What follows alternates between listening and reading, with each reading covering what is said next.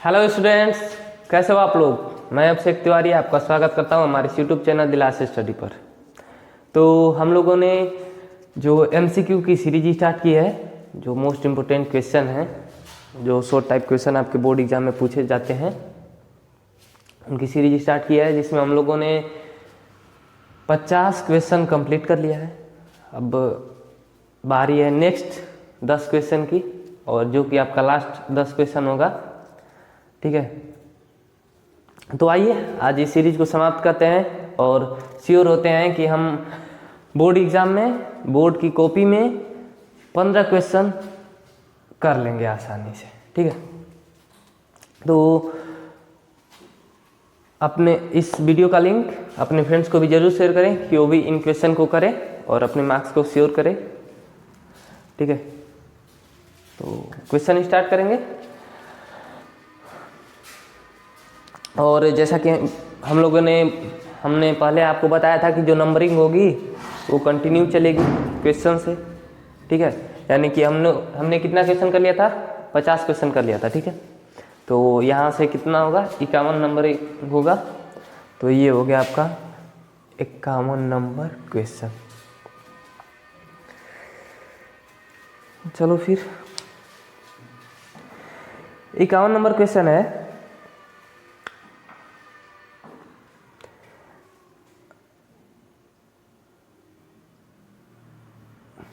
बिंदु के निर्देशांक 2 दिया है। ठीक है,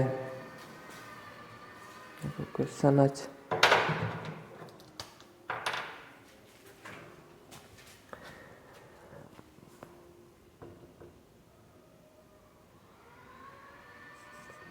P,1 और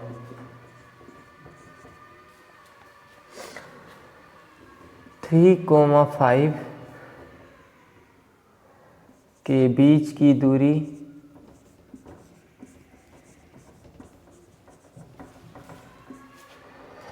4√2 है।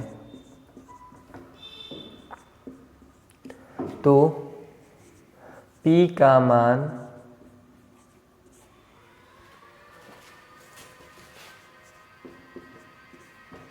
ज्ञात करें। बिंदु यहां पर लिख लो।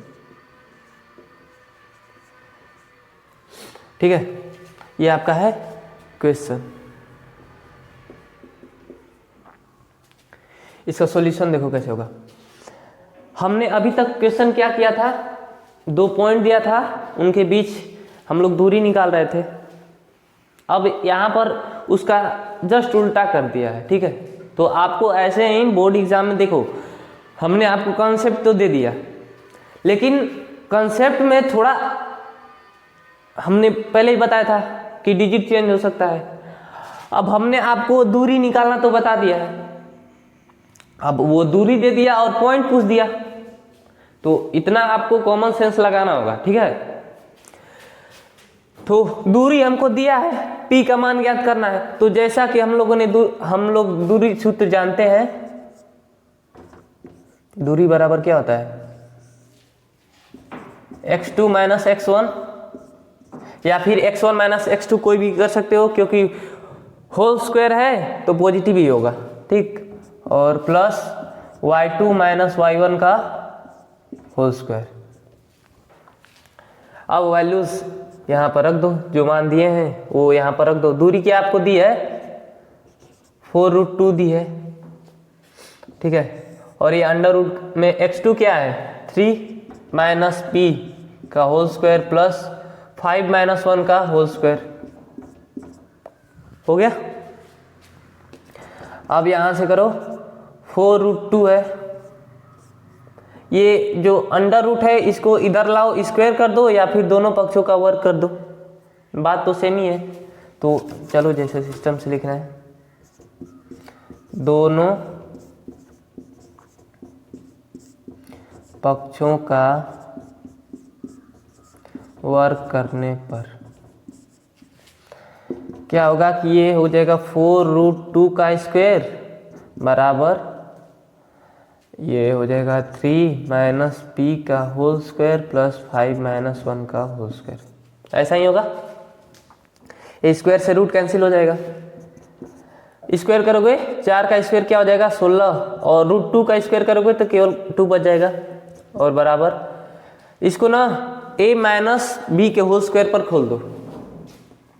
3 का स्क्वायर 9 प्लस पी स्क्वायर और माइनस 2ab, ठीक है, और प्लस 5 माइनस 1 4, और 4 का स्क्वायर करोगे तो ये भी 16 हो जाएगा, ठीक है। अब 16 9 25, ये हो जाएगा 32, और बराबर 25 और प्लस ये क्या हो जाएगा पी स्क्वायर माइनस का 6p, तो 32 को उधर ले लो, पी स्क्वायर माइनस 6p और प्लस 25 माइनस 32 बराबर 0। इधर वाले को इधर लिख दिया है, ठीक ना, अच्छा दिखने के लिए। और यहाँ से P square minus 6p plus का ये क्या सॉरी माइनस का 7 बराबर का 0। अब ये आपका एक समीकरण मिल गया, द्विघात समीकरण, ठीक ना। अब इसको सोल्व कर लो। यहाँ से 2 आपको ये क्या जीरोस मिलेंगे, शून्य का आपको 2 मिलेंगे। इनको कैसे तोड़ते हैं, बीच वाले को ऐसे 2 पार्ट में तोड़ना है कि इनका जो गुणनफल है वो 7p स्क्वायर के बराबर आ जाए, माइनस का 7p स्क्वायर के, और जोड़ो तो माइनस 6p आ जाए। तो क्या जोड़ोगे इसमें, इसको कर लो ना, माइनस 7 और प्लस 1 में तोड़ो, इनको गुणा करोगे तो माइनस का 7 हो जाएगा, और जोड़ोगे तो माइनस का 6 आ जाएगा। तो ये करो p स्क्वायर माइनस का सॉरी प्लस का 1p और माइनस का 7p और माइनस का 7 बराबर 0, ठीक है। अब यहाँ से ये कर लो, p कॉमन यहाँ से आ जाएगा तो p प्लस 1 हो जाएगा, और माइनस का 7 कॉमन आ जाएगा तो क्या हो जाएगा p प्लस 1 बराबर 0, p माइनस 7 p प्लस 1 बराबर 0,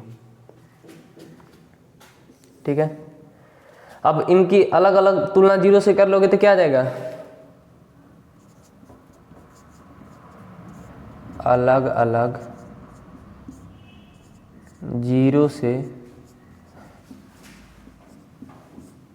तुलना करने पर, ठीक है। p बराबर क्या हो जाएगा, 1 आ जाएगा। यहाँ पर 0 से तुलना करेंगे तो p प्लस 1 बराबर 0 कहेंगे तो प्लस 1 इधर आएगा तो माइनस हो जाएगा, माइनस 1 1 आ जाएगा, और एक p माइनस 7 बराबर 0 करेंगे तो p का मान 1 क्या आ जाएगा 7 आ जाएगा। 7 रखोगे तो भी यहाँ पर 7 रखने के बाद भी आपका जो दूरी आएगी 4, और अंडर रूट आपका 2 आएगा, ठीक है। दोनों आंसर आपको मिलेगा। ऐसा भी हो सकता है कि आप कभी सोल्व करो तो एक आंसर मिले, ऐसा भी हो सकता है, तो इसमें कोई टेंशन लेने वाली बात नहीं है। 2 आंसर भी आ सकता है, एक आंसर भी आ सकता है, ठीक। तो चलो नेक्स्ट क्वेश्चन पर चलेंगे, और वो होगा आपका 52 नंबर क्वेश्चन। इसको यहाँ से ऐसे मिटा लो, ठीक ना, इसको ऐसे मिटा लो। अब चलो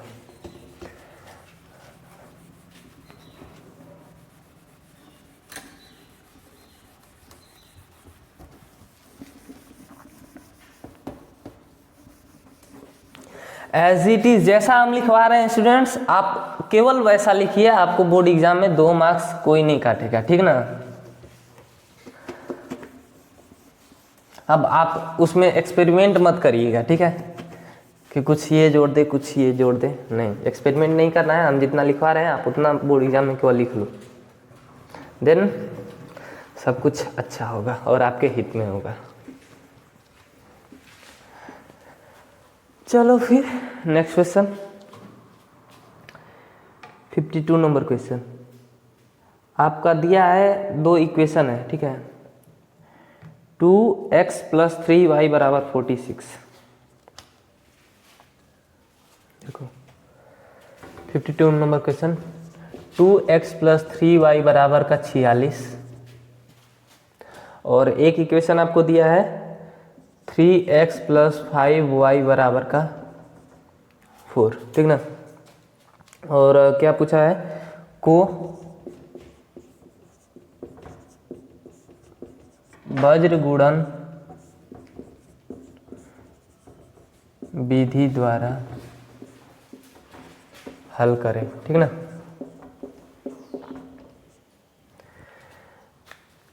तो वज्र गुणन विधि के लिए इसमें क्या कर सकते हो ना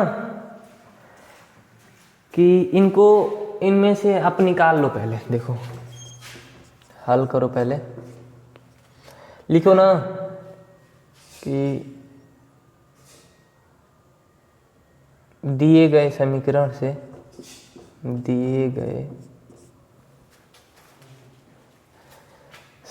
से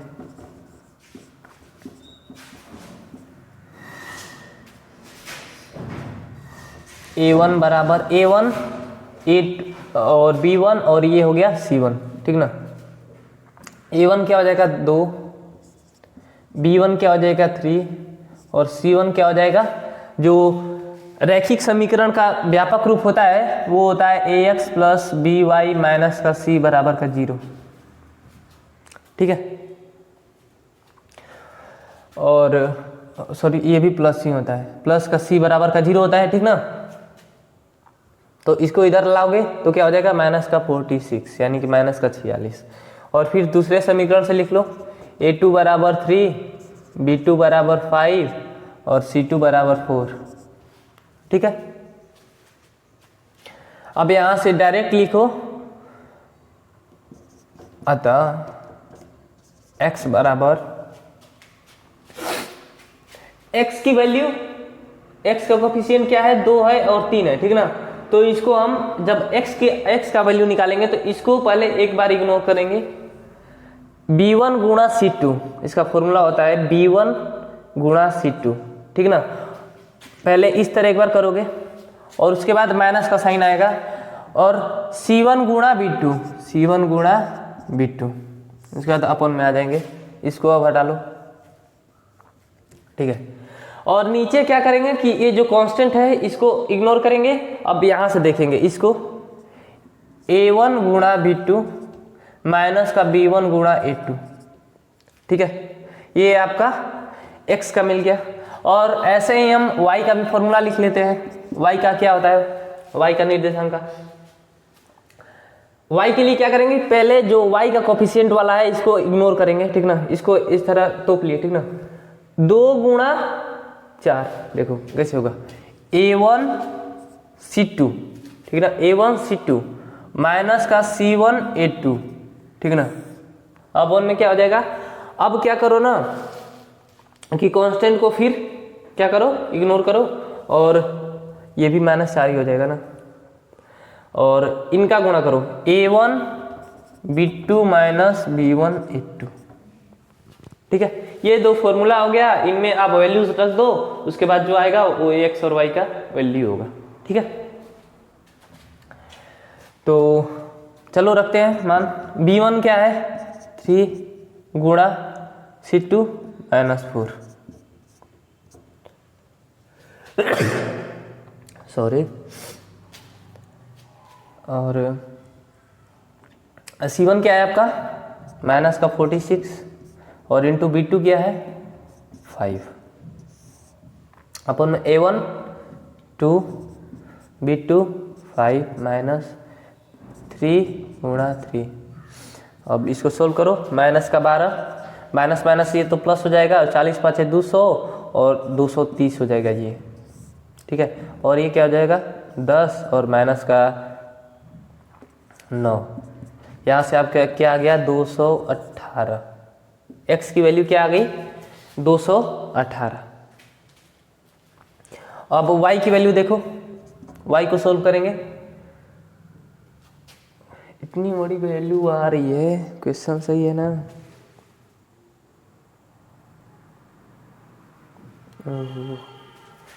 चलो यहाँ ये है स्टूडेंट, सॉरी 74 है, ठीक ना। तो ये हो जाएगा आपका माइनस का 74।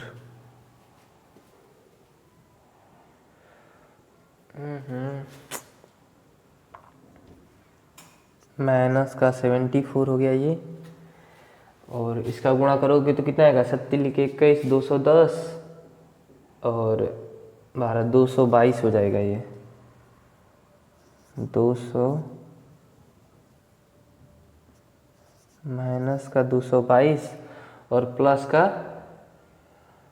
230, ठीक ना। तो यहाँ से आपका क्या आ जाएगा, पॉजिटिव 8 केवल आ जाएगा, ठीक ना। x का वैल्यू क्या होगा, 8 होगा।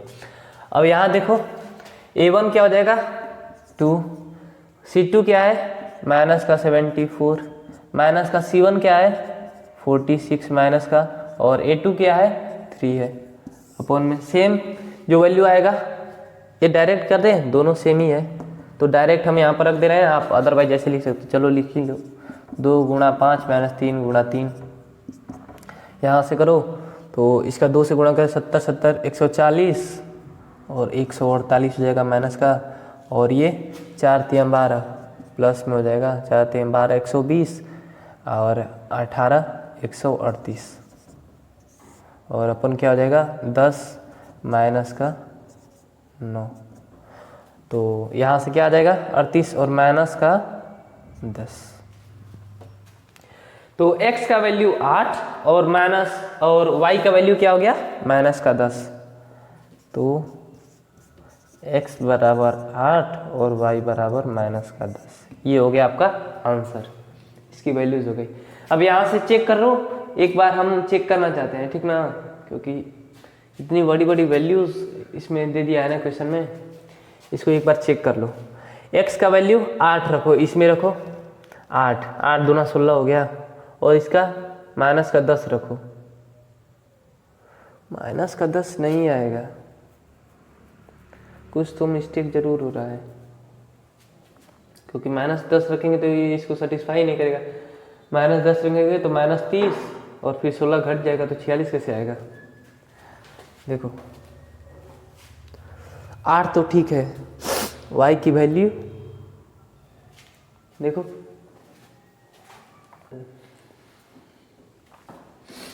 बात ऐसी है कि यहाँ पर ये फॉर्मूला हमने गलत लिखा है, ठीक ना,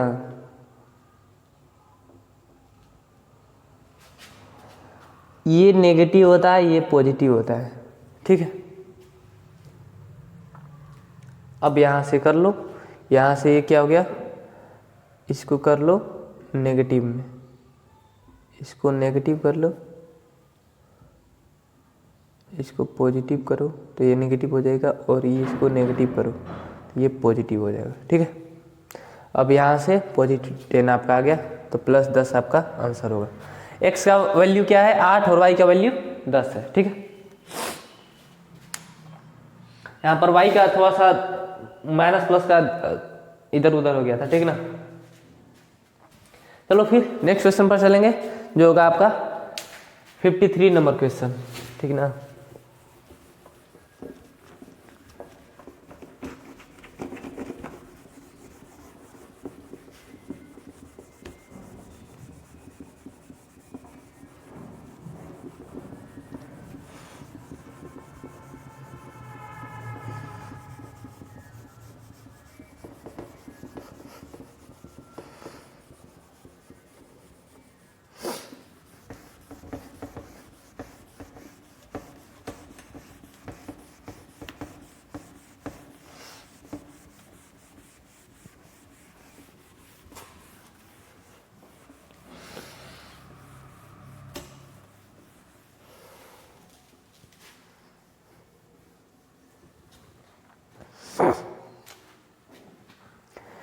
फिफ्टी 53 नंबर क्वेश्चन क्या है आपका कि क्या, रुक जाओ एक सेकेंड,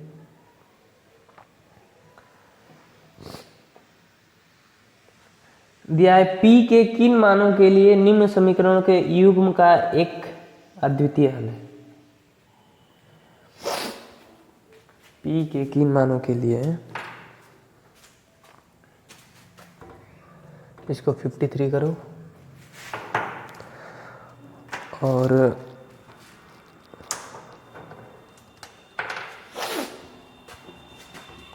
P के किन मानों के लिए समीकरण युग्म का एक अद्वितीय हल है।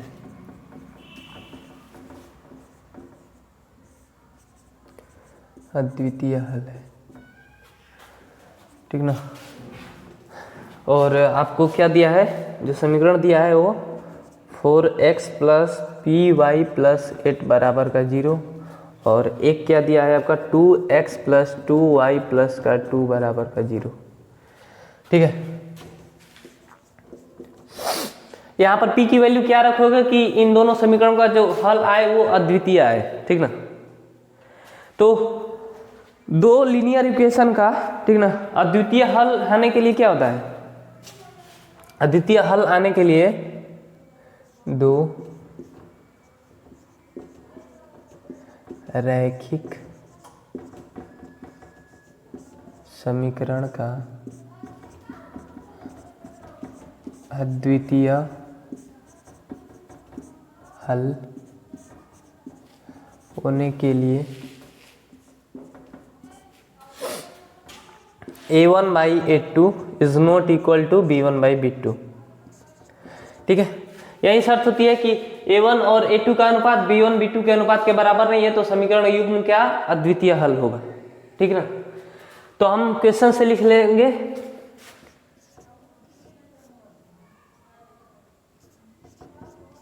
दिए गए समीकरण से,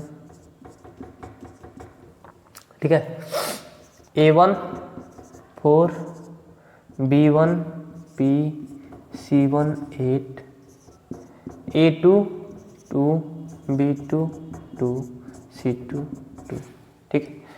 अब इस शर्त को अप्लाई करो, इसलिए a1 बाई a2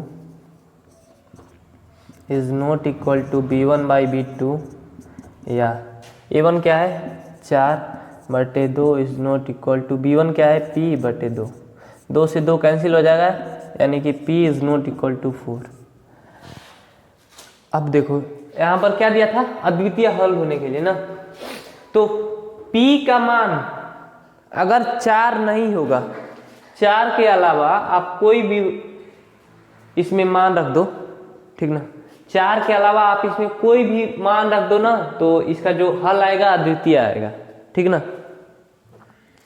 यानी कि दोनों समीकरण का एक, इससे जो देखो, इससे जो दोनों अद्वितीय हल होने के लिए जो दोनों रेखाएं होती हैं वो एक बिंदु को प्रतिच्छेद करती हैं, तो दोनों बिंदु इन लोग का कॉमन होगा, इन दोनों समीकरणों का जो एक पॉइंट होगा वो कॉमन होगा, कहने का मतलब इसका यही है, ठीक है। और उसके बाद और 3 शर्तें होती हैं, एक अद्वितीय हल आ गया, ठीक ना। इसके बाद एक आता है कि कोई हल ना हो, ठीक है, कोई हल ना हो, उसके लिए आपका क्या होता है, जैसे ये अद्वितीय हल होने के लिए कोई हल ना हो तो a1 by a2 is equal b1 by b2 और is not equal c1 by c2। इससे क्या होता है कि दोनों जो रेखाएं होती है, समीकरण का जो ग्राफ बनाने पर जो रेखाएं आती है वो परस्पर समांतर होती है, ठीक ना। ये समांतर के लिए है,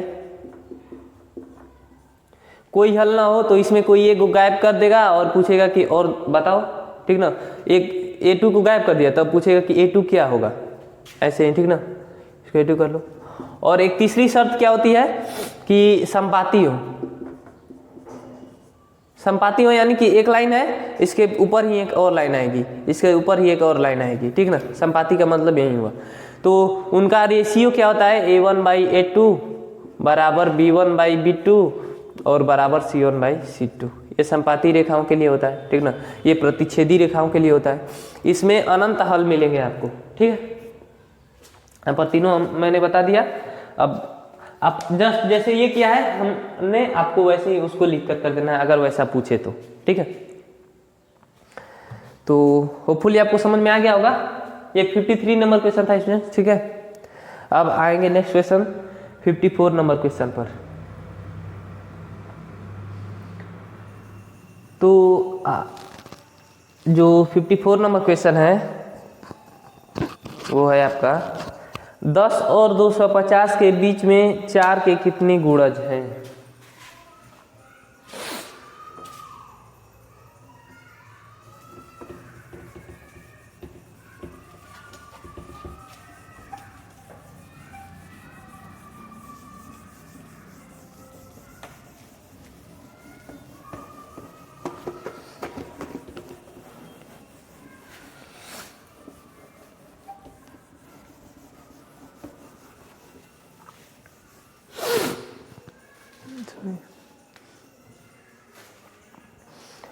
दस और 250 के बीच में 4 के कितने गुणज है।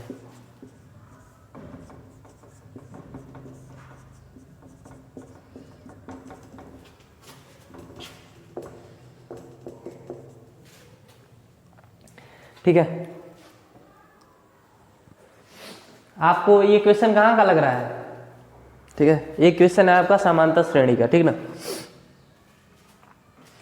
इसको आपको बताना है कि 4 का गुणज की कितनी संख्याएं इसमें आएगी, ठीक ना। तो यहां से लिखना स्टार्ट करेंगे। पहले क्या लिखेंगे हम? 4 का गुणज है, ठीक ना। तो 10 और 250 के बीच 4 के गुणज वाली संख्या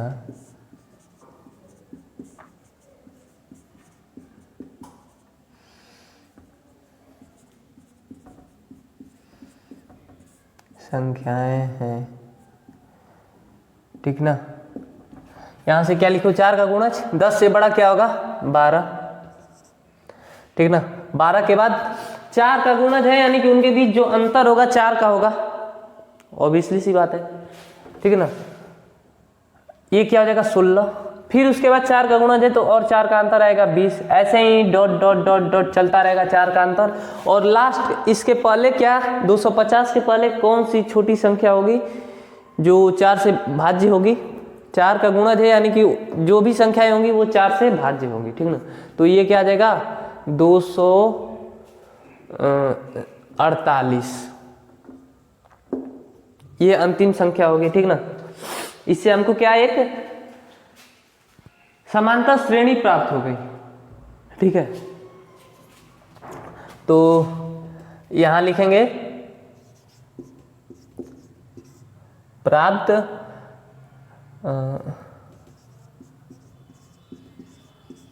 श्रेणी से ए जो है आपका 12 है और डी आपको यहां निकालना नहीं होगा, क्योंकि ये पहले से दिया है कि 4 का गुणज है, यानी कि उन संख्याओं के निरंतर जो अंतर होगा वो 4 होगा। तो डी यहाँ पर 4 हो गया आपका, ठीक है। और जो अंतिम पद एन है आपका वो क्या है? 248। ये अंतिम पद हो गया। आपको क्या निकालना है? नंबर ऑफ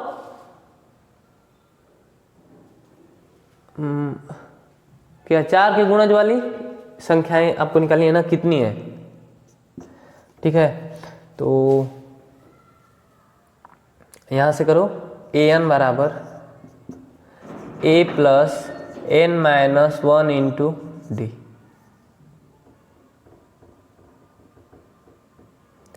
देखो हमने यही फॉर्मूला क्यों लगाया? क्योंकि हमको जो यहाँ पर वैल्यूज दिए हैं उन्हीं के अनुसार हम फॉर्मूला लगाएंगे। हमको an दिया है, a दिया है, d दिया है, तो हम यही वैल्यू लगा सकते हैं। अगर आप सोच रहे हो कि हम Sn क्यों नहीं लगाए, तो Sn होता है स्टूडेंट्स योग का, ठीक ना। तो योग का तो यहाँ हमको दिया नहीं है, तो 2 वैल्यू फाइंड आउट करने को चाहिए। ये हो जाएगा और n/2 into 2a plus n minus 1 into D. अब तो हमको यहाँ पर n भी निकालना है, Sn भी निकालना है, तो पॉसिबल नहीं है। तो यहाँ से इस फॉर्मूले से हम करेंगे, इसलिए an क्या है आपका 248 और a क्या है 12 और प्लस n माइनस 1 और जो d क्या है वो 4 है, सार्वंतर है वो 4 है, ठीक है। यहाँ से 248 माइनस का 12 बराबर का 4n-4, ये प्लस हो जाएगा, 252 माइनस 12 करेंगे तो 240 हो जाएगा यहाँ से, और ये हो गया 4n, यानी कि n बराबर क्या होगा 60। तो ये नंबर होगा इन 10 और 250 के बीच 4 के गुणज वाली 60 संख्याएं होंगी। कितनी संख्याएं होंगी? 60, ठीक ना। तो फुली आपको समझ में आ गया होगा। तो नेक्स्ट क्वेश्चन पर चलेंगे, आपका होगा 55 नंबर क्वेश्चन, ठीक है।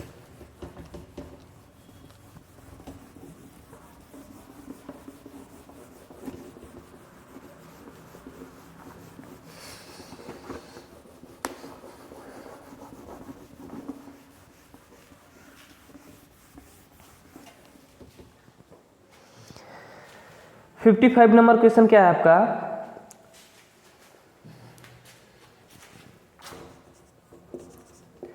Sign 25 degree into cos 65 degree plus cos 25 degree और इंटू साइन 65 डिग्री, ठीक ना। इसको आपको सोल्व करना है, इसका वैल्यू बताना है। तो आपके लेवल तक क्या बताया गया है आपको? चेंज करना, ठीक ना। ये चतुर्थांश जो होता है ये होता है ना, इसके अनुसार 0, 90 और 180, 270 और 360, ठीक ना। इसके अनुसार आपको चेंज कराना गया है कि इसमें sine, cos, tan, cot, cosec, sec सब पॉजिटिव होता है, ठीक ना। और इसमें जैसे जैसे आपको बताया गया है, अब इतना हम चर्चा पर नहीं जाएंगे, ठीक ना। ऐसे आपको बताया गया है, लेकिन जब आप अपर क्लास में जाओगे, इससे ऊपर आप अभी 10th में हो, 11th में जाओगे तो आपको इसका डायरेक्ट एक फॉर्मूला मिलेगा कि साइन x प्लस वाई, अगर दोनों क्या है पूरक कोण है, यानी कि दोनों का योग 90 डिग्री हो रहा है, तो क्या हो जाएगा ये sine x into cos y plus cos x into sine y, ऐसा कुछ फॉर्मूला होता है। लेकिन आपको यहाँ पर यूज करना नहीं है, तो हम इस पर सोल्व नहीं करेंगे। आपको जैसे करना है उसको हम बता दे रहे हैं आपको। देखो दोनों एक दूसरे के पूरक है, ठीक ना। ये कोण देखो 25 डिग्री है, 65 डिग्री, यानी कि अगर दोनों को हम जोड़ दे तो 90 डिग्री हो जाएगा, ठीक ना। इसीलिए ये फॉर्मूला अप्लाई हो जाएगा। लेकिन आपको जैसे करना है हम बता रहे हैं। ये करो आप sine 25 degree cos 65 degree plus cos 25 degree और इंटू साइन 65 डिग्री। एक बार क्वेश्चन को तो लिखोगे, जाहिर सी बात है। अब क्या करो कि यहां से आप एक काम कर सकते हो कि कोस है, हमने आपको पहले क्वेश्चन जो कराया है उसमें हमने आपको बोला कि ऐसा जब हो एंगल जो दिया हो, आपको डायरेक्ट उसकी वैल्यू नहीं पता हो, तो आप उसको चेंज करिए, ठीक है। उसके क्वेश्चन में जैसा पूछा है उसके अनुसार आप उसको चेंज करिए। यहाँ से हम साइन में अगर इसको कॉस को साइन में चेंज कर दें तो साइन और साइन दोनों का गुणा होकर साइन स्क्वायर हो जाएगा, ठीक है। यहाँ से देखो इसको चेंज करेंगे तो क्या हो जाएगा, इसको कॉस 90 माइनस 25 कर सकते हैं। अब बताओ 90 में से 25 घटाएंगे तो क्या आ जाएगा, 65 आएगा, ठीक है। और प्लस ये कॉस है, ठीक ना, कॉस 25 है। तो साइन को हम क्या लिख सकते हैं, साइन 90 माइनस 25 लिख सकते हैं। कोई दिक्कत नहीं होनी चाहिए। अब हम लोग जानते हैं कि 90 के साथ कोई भी ट्रिग्नोमेट्री रेशियो हो वो चेंज होता है, ठीक ना, आपके अपने ऑपोजिट वाले के साथ। तो साइन क्या होता है, कॉस में चेंज होता है। साइन और कॉस का अलग ही है, ठीक ना, इन दोनों का रिलेशन ही अलग है, ठीक है। ये कॉस क्या चेंज होता है, साइन में चेंज होता है। तो ये साइन क्या हो जाएगा 25 डिग्री और plus cos 25 degree into cos 25 degree. अब देखो भाई, आपने ट्रिग्नोमेट्री स्टार्ट किया है तो आपको ये फॉर्मूला पता ही होगा, sine square theta plus cos square theta बराबर 1। जब कोण सेम हो तो इनका स्क्वायर का योग क्या होता है, 1 के बराबर होता है। कोण सेम है, दोनों का गुणा करेंगे तो ये क्या हो जाएगा, साइन स्क्वायर 25 डिग्री और प्लस कॉस स्क्वायर 25 डिग्री। और थीटा क्या है, सेम है, sine square theta plus cos square theta बराबर 1 हो गया।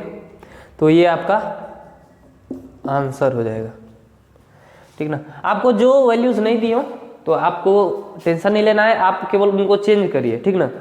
अब वहां पर आपको एक कॉमन सेंस लगानी होगी कि कहाँ तक, तो आपको ज़्यादातर जो क्वेश्चन मिलेंगे या तो फर्स्ट क्वाड्रेंट से मिलेंगे या फिर सेकेंड, मैक्सिमम। बहुत अगर आपको टफ क्वेश्चन पूछा जाएगा तो सेकेंड में ले जाएगा, नहीं तो आपको 90 में से ही माइनस करना होगा, ऐसा ही क्वेश्चन आपको इसमें देगा, ठीक है।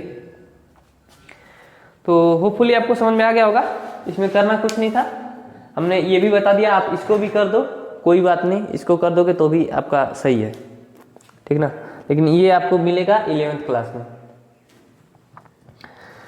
चलो फिर नेक्स्ट क्वेश्चन पर चलेंगे, और आपका वो क्वेश्चन है 56 नंबर क्वेश्चन, ठीक ना।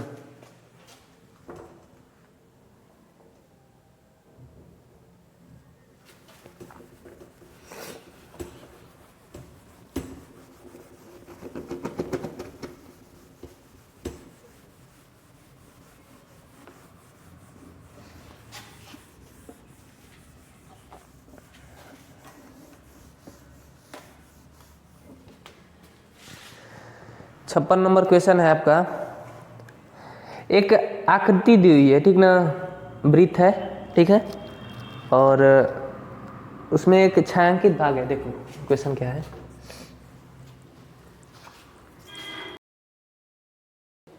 थोड़ा सा क्वेश्चन लंबा है तो लिखने में भी समय लगे। क्या दिया आपको, एक सर्कल दिया है, ठीक ना। वृत्त तो अच्छा बन नहीं रहा है, कोई भी चित्र अच्छा से नहीं बन रहा है, ठीक है।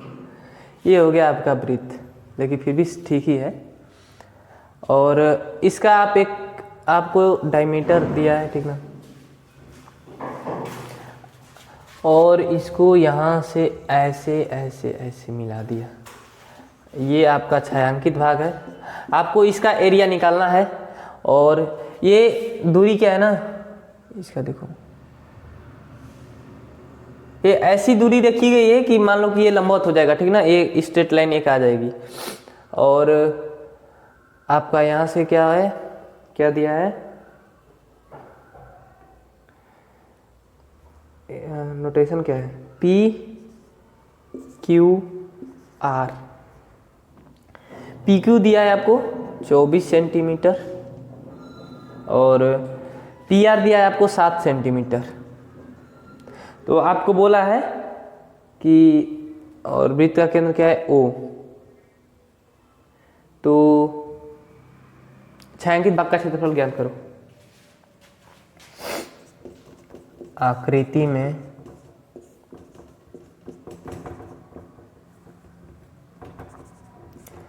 छायांकित भाग का क्षेत्रफल ज्ञात करो। करो नहीं, करें, ठीक है। देखो हम कुछ इन्फॉर्मेशन ये जो यहाँ पर लिख दिया है, ठीक ना, वो आपको लिखने के लिए बोला था, तो हम थोड़ा सा जल्दी करने के लिए इसमें आपको दिखा दिए हैं क्या क्या हमको दिया है, यहाँ पर लिखे नहीं है, ठीक है। यहाँ से देखो, ये तो सर्कल है, ये सर्कल के अंदर सबसे बड़ी लेंथ क्या होगी, उसकी डायमीटर होगी।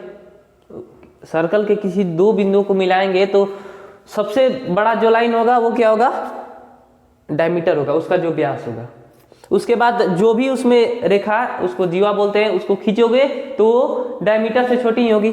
तो ये छोटी, ऑब्वियसली सी बात है कि इससे बड़ी ये होगी। और ये क्या है, इस पर लंब है, पी क्यू पर लंबवत एक लाइन है ये, ठीक ना। यहाँ से ये क्या एंगल 90 डिग्री है, ठीक है। तो हमको यहाँ से क्या दिख रहा है कि पी क्यू आर एक समकोण त्रिभुज है। तो यहाँ से हम पाइथागोरस प्रमेय लगाकर इसको, ये तो कर्ण हो जाएगा फिर ना, ये आधार है, ये लंब है, तो ये कर्ण हो जाएगा, ठीक है। तो हम इसको निकाल सकते हैं। तो देखो त्रिभुज पी क्यू आर में पाइथागोरस प्रमेय से इसको समकोण त्रिभुज Pythagoras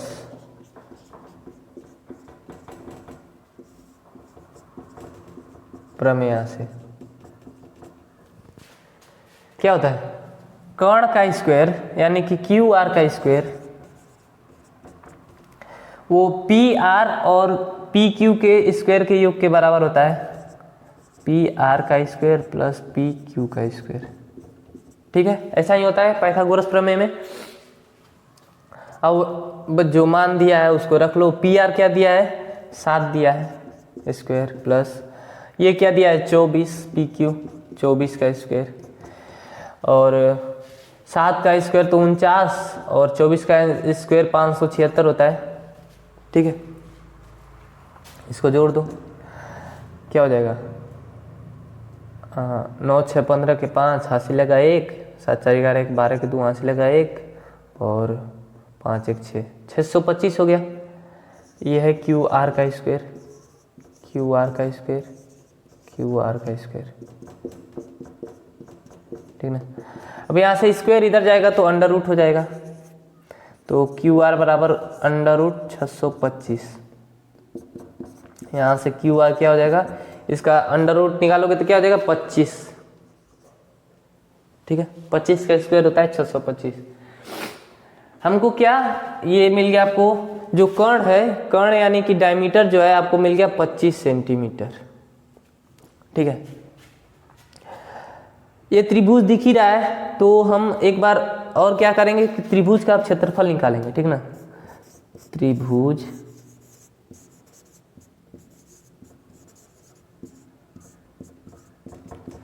one by two into आधार गुणे ऊंचाई, यही होती है।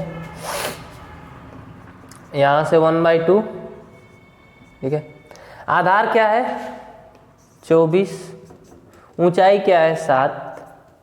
अब यहाँ से कर लो 2 से 12 यानी कि 12 7 84, ये हो गया 84 सेंटीमीटर स्क्वायर। क्या हो गया, त्रिभुज का क्षेत्रफल हो गया। त्रिभुज का क्षेत्रफल हमने क्यों निकाला, ये वृत्त है, ठीक ना, और वृत्त का ये आधा भाग हो गया, तो वृत्त के मतलब अर्धवृत्त के क्षेत्रफल में से त्रिभुज का क्षेत्रफल अगर घटा देंगे तो जो छायांकित भाग है वो हमको मिल जाएगा।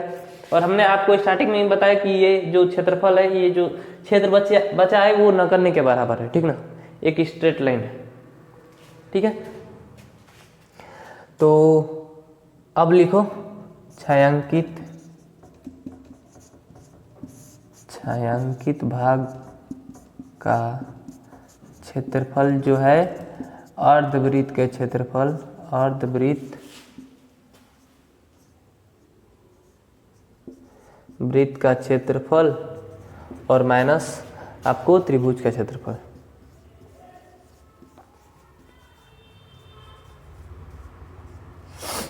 अर्धवृत्त का क्षेत्रफल क्या होगा, वृत्त का क्षेत्रफल पाई आर स्क्वायर, और उसमें 2 से भाग दे दो तो अर्धवृत्त का क्षेत्रफल आ जाएगा। ठीक है, और माइनस त्रिभुज का क्षेत्रफल हमको पता ही है, चलो एक बार यहाँ भी लिख लो, आधार और गुणे ऊंचाई। ठीक है, पाई की वैल्यू क्या रखना चाहोगे आप, बताओ। और चलो 22/7 ही कर लो, और गुणा 2 नीचे कर लो, गुणा 2,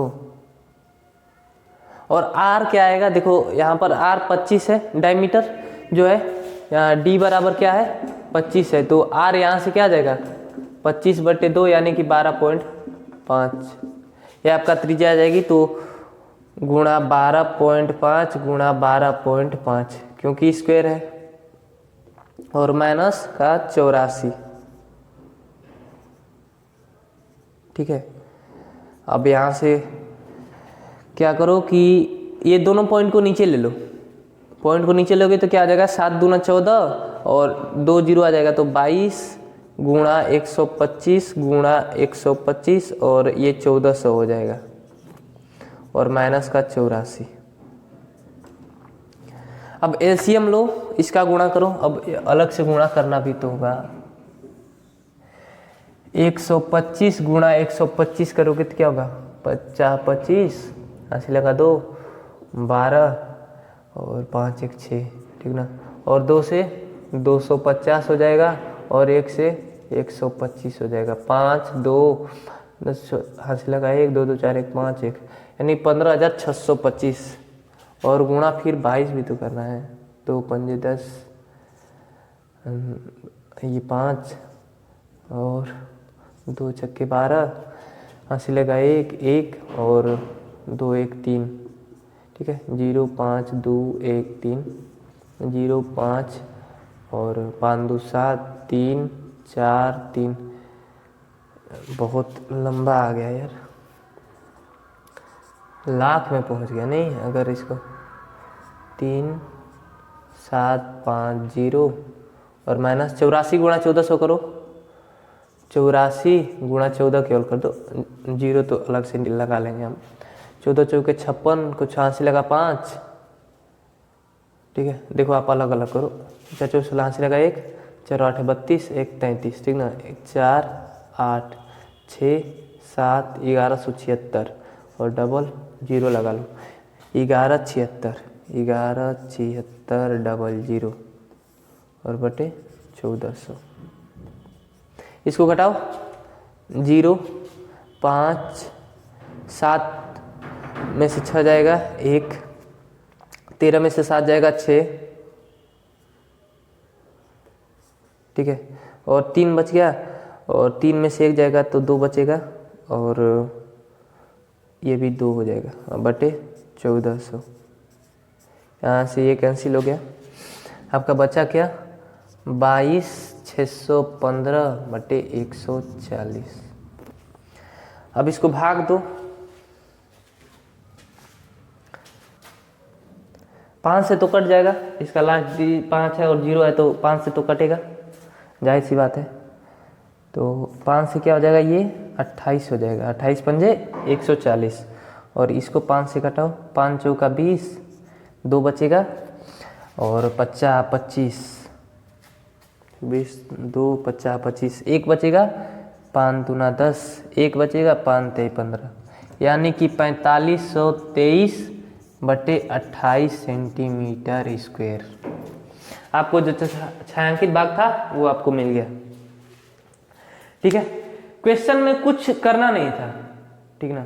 हमको त्रिज्या नहीं दी थी तो हमको ये समझ में आया कि ये समकोण त्रिभुज है तो यहाँ से हम एक कर्ण निकाल कर त्रिज्या निकाल सकते हैं, तो हमने त्रिज्या यहाँ से निकाल लिया।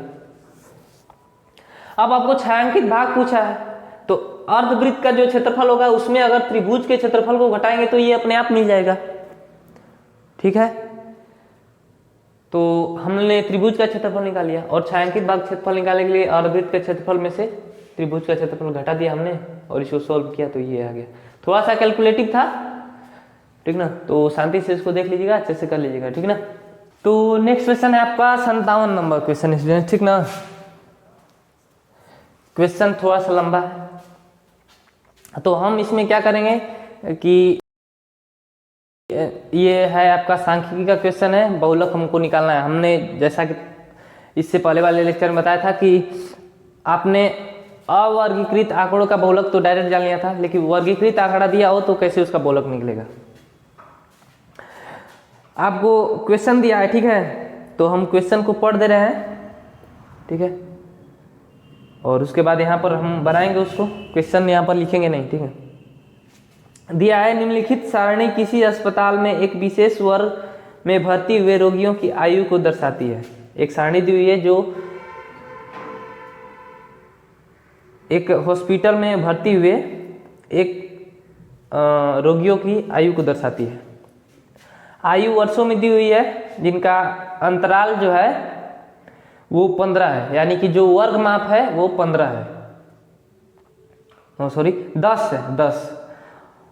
तो 5 से स्टार्ट है, यानी कि 5 से 15 10 गैप, और 15 से 25, और 25 से 35, 35 से 45, और 45 से 55, ठीक है, और 55 से 65। और रोगियों की संख्या उसमें दी हुई है, पहले अंतराल में 6 रोगी हैं, दूसरे में 11, तीसरे में 21, चौथे में 23, पांचवें में 14 और छठवें में 5 है। तो आपको पूछा है आंकड़ों का बहुलक और माध्य ज्ञात करें, तो हम इसको सोल्व करेंगे, ठीक ना, डायरेक्ट। आंकड़ों का बहुलक, आंकड़ों का बहुलक, हम आपको पहले फॉर्मूला लिखा दे रहे हैं, उसके बाद नीचे हम इंफॉर्मेशन लिखेंगे, ठीक ना। होता है आपका फॉर्मूला L प्लस, ठीक है, ये F1 minus F0 upon 2 F1 minus और F0 माइनस का F2, ठीक है, और गुणा H। ये आपका क्या होता है, बहुलक का फॉर्मूला होता है, ठीक है। अब क्या है क्वेश्चन में, क्वेश्चन किधर चला गया, हाँ, क्वेश्चन से हम लोग इन सारी चीजों को निकालेंगे। L जो होता है वो जो बहुलक वर्ग होता है उसकी निम्न सीमा होती है। तो क्वेश्चन में जो बहुलक वर्ग है वो चौथा है, जो 35 से 45 है, उसके बीच में 23 उम्र के रोगियों की संख्या जो 35 से 45 इनका है जो वो 23 है, तो बारंबारता इनकी सबसे अधिक हुई। तो L क्या हो जाएगा आपका, L जो हो जाएगा, आपको प्रश्न से यहाँ पर लिख लो, L आपका 35 हो जाएगा, निम्न सीमा ये हो गई, ठीक है। F1 क्या होगा आपका, जो बहुलक वर्ग है उसके ठीक पहले वर्ग की बारंबारता, तो 23 के पहले वाला क्या है 21 है। F0 क्या है, वो बहुलक वर्ग जो है उसकी बारंबारता है 23। और सॉरी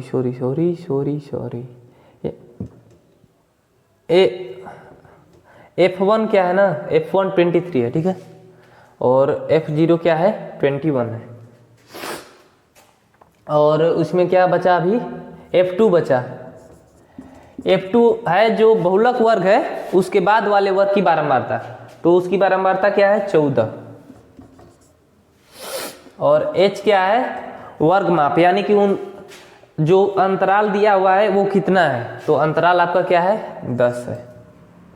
अब फॉर्मूले में रख लो,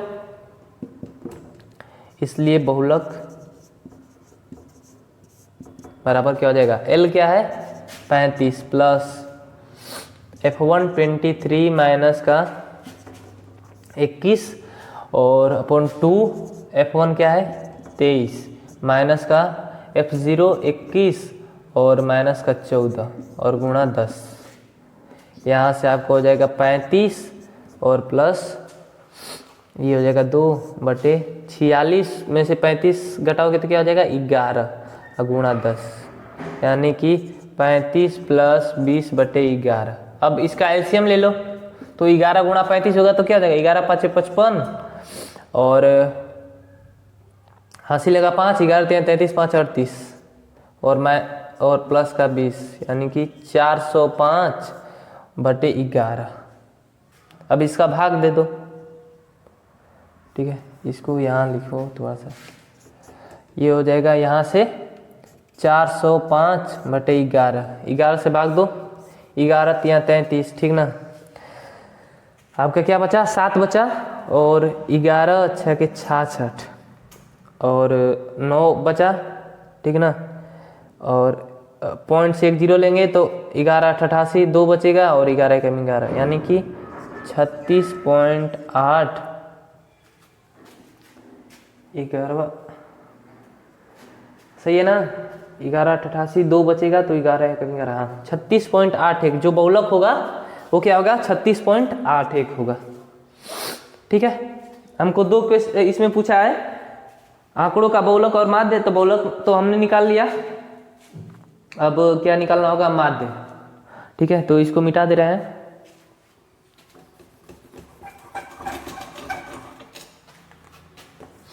हमने ये क्वेश्चन इसलिए लिया है क्योंकि ये क्वेश्चन में दोनों हम बता देंगे स्टूडेंट, ठीक ना, माध्य और बहुलक।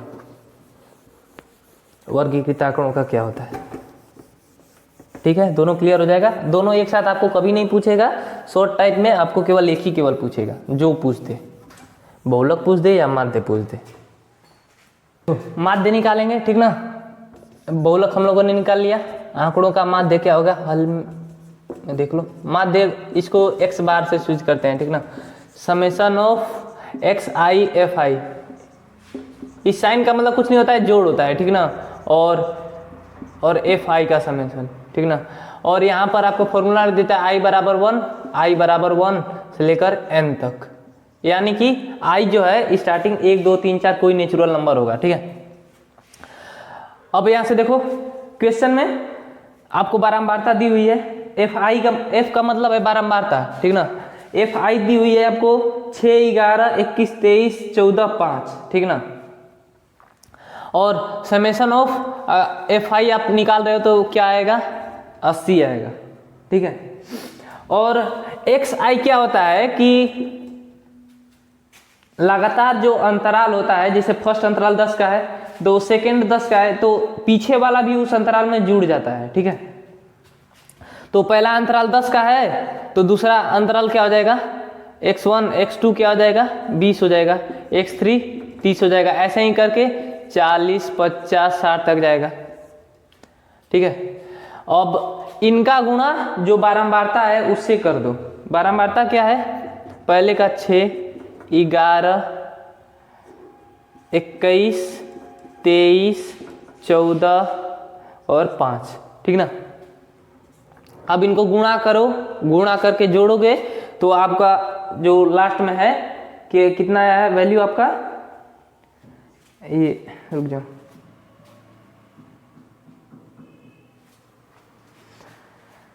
$2830 आपकी लास्ट में जो गुणा करके जोड़ोगे ना तो 2830 आपकी वैल्यू आएगी, ठीक ना। ये क्या हो जाएगा, एक्स आई एफ आई का समेशन हो जाएगा, ठीक है।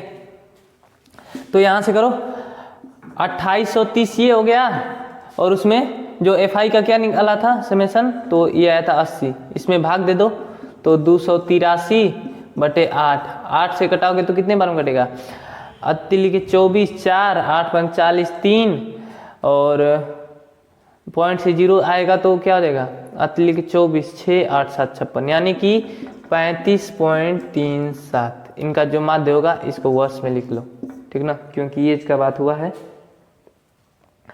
तो इनका मिडल एज जो होगा वो 35.37 होगा, ठीक है। चलो फिर नेक्स्ट क्वेश्चन पर चलेंगे, और वो होगा आपका 58 नंबर क्वेश्चन। थोड़ा सा जल्दी जल्दी कर लेंगे, ठीक ना, वीडियो काफी लंबा हो रहा है।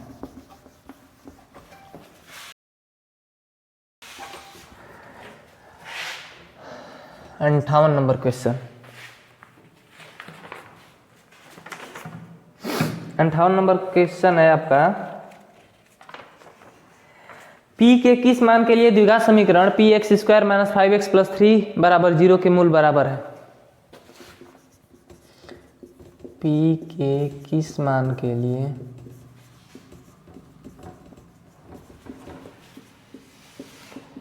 समीकरण px स्क्वायर माइनस का 5x प्लस 3 बराबर 0 के मूल यानी शून्यक 0, ठीक ना, बराबर है। देखो क्या है कि आपको इक्वेशन द्विघात समीकरण दे दिया है, p यहाँ पर क्या रखोगे कि इसका मूल बराबर है। मूल बराबर होने का मतलब है कि जो ये विवेचक होता है, विविक्तर या विवेचक उसको बोलते हैं, विविक्तर, ठीक ना। विविक्तर जो होता है वो b स्क्वायर माइनस 4ac बराबर 0। अगर ये वैल्यू 0 के बराबर हो जाएगी तो जो आपका मूल होगा वो बराबर होगा। तो चलो इसको देखते हैं। हमने आपको बता दिया कि इसका वैल्यू 0 के बराबर होनी चाहिए, ठीक है। p का वैल्यू भी निकालना है तो इसको 0 से बराबर कर लो और यहाँ से आप करो तो b क्या है, यहाँ पर x का कोफिशिएंट b होता है -5 का स्क्वायर और -4, a क्या है आपका p है और c क्या है 3 है बराबर 0। यहाँ से 25 और -12 p बराबर का 0। यहाँ से p बराबर 25/12, ठीक है ना। p का मान, ठीक है, b² - 4ac, चलो ठीक है। p का मान 25/12 अगर रखोगे, p का मान 25/12 रखोगे तो जो मूल आएंगे वो क्या होंगे, बराबर होंगे, ठीक है। तो चलो इसका आंसर आपका हो जाएगा p का मान 25/12।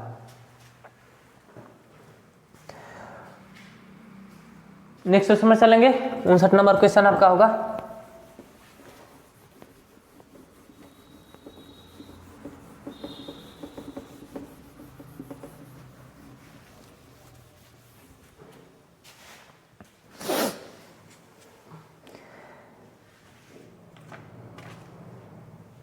एक और क्वेश्चन है आपका, द्विघात समीकरण का विवेचक का मान पूछा है, ठीक है।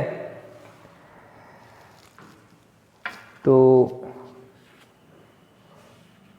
इसको स्किप करते हैं क्योंकि हमने अभी बताया, ठीक ना। विवेचक ऐसे विवेक्तर का सूत्र ही होता है b² - 4ac, ठीक ना। कोई इक्वेशन दिया हो तो उसको b, a और c का वैल्यूज यहाँ पर रख दोगे, जो वैल्यू आएगा वही आपका हो जाएगा विवेचक, ठीक है। दूसरा क्वेश्चन देखते हैं।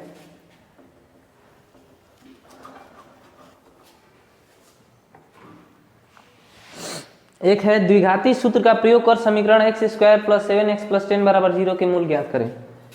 जो 59 क्वेश्चन है, द्विघाती सूत्र, द्विघाती सूत्र या फिर इसी को बोलते हैं श्रीधराचार्य का सूत्र, ठीक ना। द्विघाती सूत्र का प्रयोग कर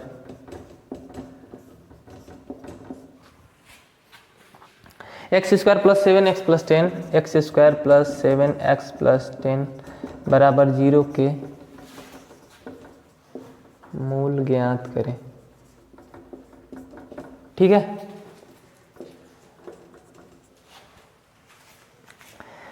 द्विघाती सूत्र जानते हो क्या होता है, उसका फॉर्मूला? द्विघाती सूत्र का फॉर्मूला होता है, ये क्या होता है, b ± b² - 4ac/2a, ठीक है। ये होता है आपका द्विघाती सूत्र का फॉर्मूला। अब ये इक्वेशन से आपको सारी वैल्यूज मिल जाएंगी, वो वैल्यूज आप रख लो, ठीक है। तो b क्या, x का कोफिशिएंट b होता है तो ये 7 हो जाएगा ± b², 7 का स्क्वायर -4, a क्या है 1 है और c क्या है 10 बटा 2 × a क्या है 1। ये हो जाएगा 7 ± 49 - 40 और बटे 2। 7 ± ये क्या बचेगा रूट का 9 और बाई 2, यहाँ से हो जाएगा 7 ± 3/2, ठीक है। यहाँ से एक बार प्लस को लोगे और एक बार माइनस को लोगे तो आपको 2 आंसर मिलेगा। तो एक बार यहाँ पर क्या लिखेंगे, द्विघाती सूत्र से हम लोगों ने क्या निकाल लिया, ये मूल। तो 7, इसको अलग अलग यहीं पर कर लो, 7 + 3/2 और एक हो जाएगा 7 - 3/2, ठीक है। ये 2 आपके मूल हो जाएंगे। और तो 7 + 3 10/2 करेंगे तो 5 हो जाएगा और 7 - 3 करेंगे 4, 4/2 यानी कि 2। 2 मूल आपके क्या होंगे, 5,2 आपके 2 मूल आपको इस समीकरण के मिलेंगे, ठीक ना। सॉरी देखो कुछ मिस्टेक्स हम बता रहे थे। क्या मिस्टेक क्या है ना कि हमने फॉर्मूला ही गलत लिखा है। एक चीज़ यहाँ पर हम छोड़ रहे हैं, ये माइनस, ठीक है, यहाँ से माइनस माइनस माइनस प्लस क्या हो जाएगा, माइनस, ठीक ना। तो माइनस का 4/2, तो पहला जो आएगा वो 2 हो गया माइनस का, और दूसरा क्या हो जाएगा, माइनस का 5, ठीक है। यही होगा आपका ना, ये हो जाएगा 14, 25 प्लस 35। ये सेटिस्फाई अभी भी नहीं कर रहा है क्या स्टूडेंट्स? देखो तो x की वैल्यू -2 रखो तो, -2 का स्क्वायर प्लस 7 इंटू -2 प्लस 10 बराबर का 0, 4, हाँ हो गया, ठीक है। नहीं सही है, सही है, कोई बात। ये -2 और -5 ये आपका इस द्विघात समीकरण का क्या आ गया, हो जाएगा सॉल्यूशन। इसके बाद जो आपका क्वेश्चन है, लास्ट क्वेश्चन है 16 नंबर क्वेश्चन, ये अपनी सीरीज का लास्ट क्वेश्चन होगा, ठीक है।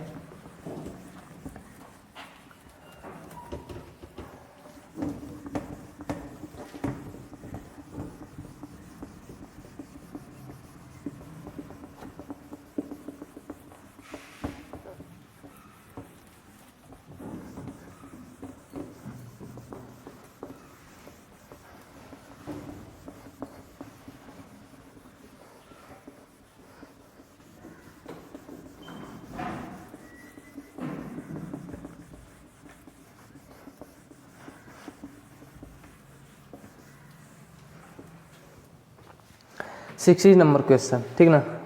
और 60 नंबर क्वेश्चन है आपका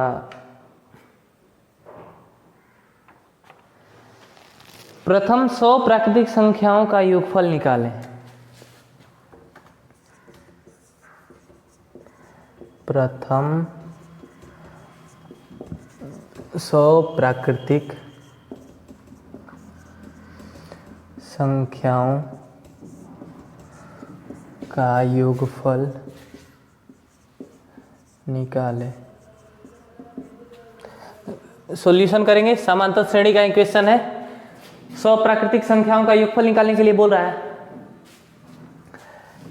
तो यहां पर n नंबर तो हमको पता चल गया, तो यहां पर एक बार लिख दो 100 प्रथम 100 प्राकृतिक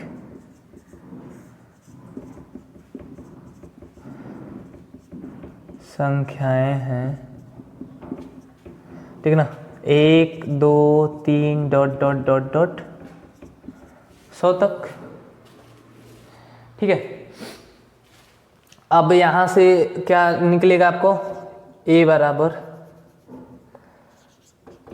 प्राप्त समांतर श्रेणी से a बराबर 1, d बराबर कंटिन्यू चल रहा है, एक एक का केवल अंतर है, 2 में से 1 घटाएंगे 1, तो d यहाँ से क्या जाएगा 1, ठीक है। और अंतिम ये क्या है, अंतिम पद क्या है 100 है, n बराबर 100 है, ठीक है। तो क्या निकालना है, योग निकालना है। तो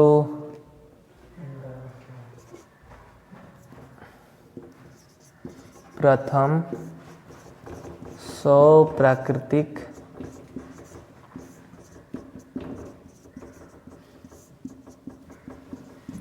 संख्याओं का योग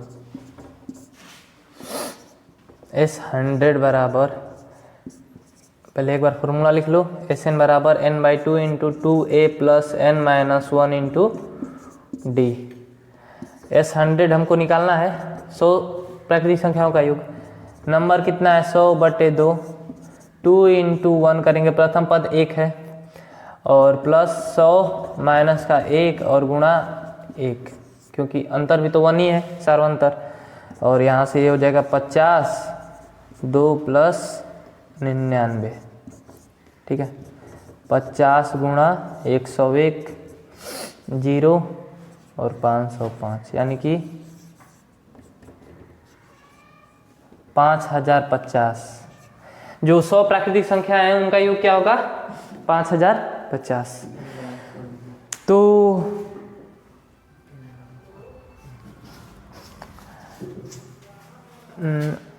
हम लोगों ने सीरीज का जो 60 क्वेश्चन था वो समाप्त कर लिया है।